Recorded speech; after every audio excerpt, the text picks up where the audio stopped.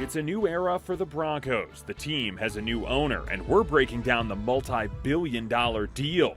Plus, the Avs return to Denver as Western Conference champions. I feel like there's always been a bigger focus than just winning regular season hockey games. Now they have a few days off to rest and regroup before the Stanley Cup Finals. It's a good break for the mind, for everybody, just to get away from the game for a little bit. Plus, mass shooting survivors are on Capitol Hill, pleading with Congress to take action to prevent these tragedies from happening again.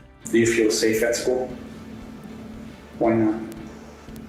Because I don't want it to happen again. And it's going to be a busy summer out at DIA, the airport expecting a record number of travelers. We're anticipating and forecasting our volumes to be very similar to what they were pre-pandemic.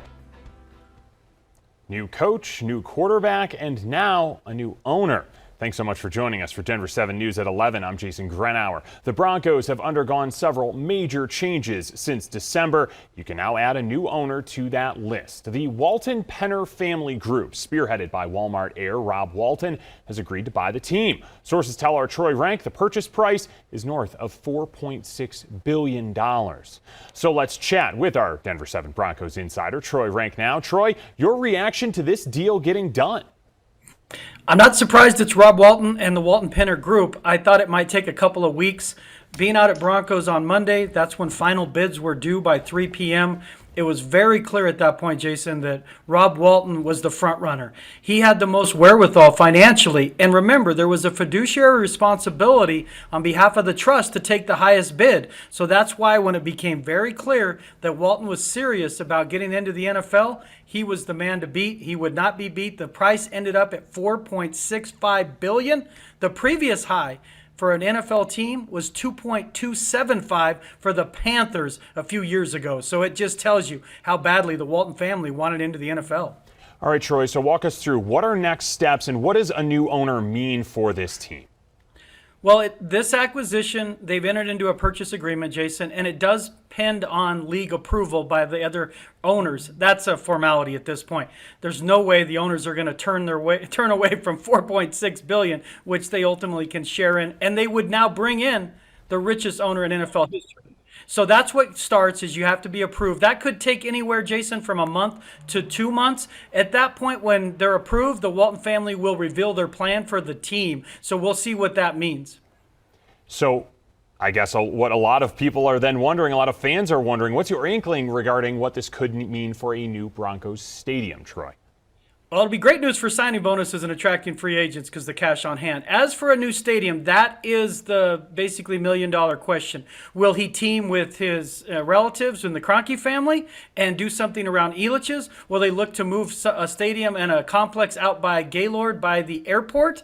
That is the question we don't know the answer to, because what it's going to come down to, Jason, can they have enough real estate to create a village around the stadium? Isn't it worth it to basically refurbish the stadium or just build a new one? And that will be the number one question of the ownership group with Greg Penner and his wife Carrie. That's Rob Walton's daughter. They will be the one with boots on the ground, so we'll keep an eye on what their philosophy is on that.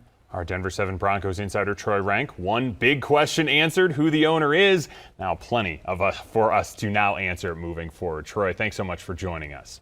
So here's how the Broncos' $4.6 billion deal stacks up to other sports team sales. The previous record was just over $3 billion. That was for the Brooklyn Nets. But that deal also involved real estate. The last NFL team sold was the Carolina Panthers. Troy mentioned that, who were bought for close to $2.3 billion. Now, 3 of Denver's pro sports teams are now in the same family. Rob Walton is related to Stan Kroenke through marriage, and he owns the Avs, Nuggets, and LA Rams. Kroenke's wife is Walton's cousin. Now, you can find our coverage of the Broncos' new owner and read more on Troy's analysis right now on thedenverchannel.com. Now, speaking of the Avs, the team won't practice today after getting back to Denver yesterday afternoon. The Stanley Cup Finals will start a week from today at the earliest, so the team will have a chance to rest ahead of the finals. We're just going to have to stay ready and stay mentally prepared, but for us, it's whether it's being on the ice or just doing the right things off the ice right now, that's going to be the most important. Sometimes during the playoffs, it's easy to, your mind starts wandering and you got to stay present as much as you can and stay focused on the task at hand. It's awesome coming home to the kids, and they're buzzing around and want to go to the park and want to go outside and play. Now, even though it's at least a week out, parts of downtown are already preparing for games 1 and 2 of the finals. This video shows some of the Avs banners that are hanging up there in Larimer Square. There's also work being done outside Ball Arena. The city says it can't share details yet about viewing areas where fans can watch the finals. Officials also won't say anything about celebration plans if the Avs win the cup. Now, we still don't know who the Avs will play or when the Stanley Cup Finals will start, but this we do know for sure. You'll be able to watch all of the Stanley Cup Final games right here on Denver 7. And even though the Avs aren't on tonight, you can watch the NBA Finals right here on Denver 7. It's Game 3 between the Celtics and Warriors tonight. The series is tied at 1 game apiece. Coverage starts at 6:30, followed by a post-game edition of Denver 7 News. All new at 11, a hot air balloon landed on Highway 285 in Jefferson County this morning. This happened near C-470, just south of Bear Creek Lake Park. And you can see there construction workers making sure the balloon didn't end up in traffic. It's unclear what caused that balloon to make that emergency landing. We're hearing new details at 11 about the investigation into the Uvalde school shooting response. The Department of Justice announced today that a team of 9 people, including an FBI official and former police chiefs, will help in the investigation. Now, this review is not a criminal investigation. The team will examine the actions of law enforcement and determine what worked and what failed. A report will be released once that investigation is done. Happening right now in Washington, survivors and family members of the mass shootings in Texas and Buffalo, New York are testifying on Capitol Hill. They're demanding Congress to take action to pass gun control legislation. Ike Ajachi reports from Washington. Today, lawmakers on Capitol Hill listening to the families and survivors of the massacres in Buffalo and Uvalde, pleading with them to do something. Today, we will examine the destruction and heartbreak that gun violence is causing across our country. Family members like Zenata Everhart, whose son was shot and injured at the mass shooting in Buffalo. I continuously hear after every mass shooting that this is not who we are as Americans and as a nation. Hear me clearly. This is exactly who we are. And survivors like 11-year-old Maya Cirillo, who survived the attack at Robb Elementary by covering herself in her classmates' blood and playing dead. And I got my teacher's phone and called 911. What did you tell 911?